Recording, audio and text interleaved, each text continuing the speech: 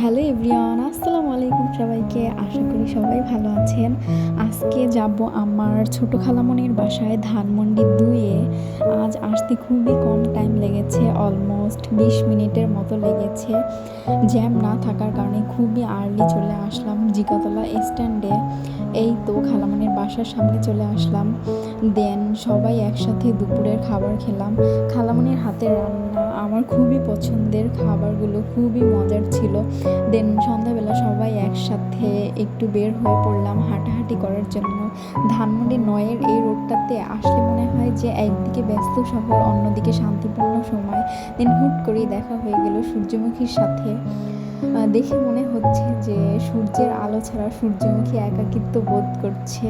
এখানে সবাই দাঁড়িয়ে ছবি তুলছিল, তাই আমিও ছোট্ট একটা ক্লিপ নিয়ে নিলাম। আপনাদের কাছে ভিডিওটি কেমন লাগলো অবশ্যই জানাবেন। অ্যান্ড আল্লাহ হাফেজ।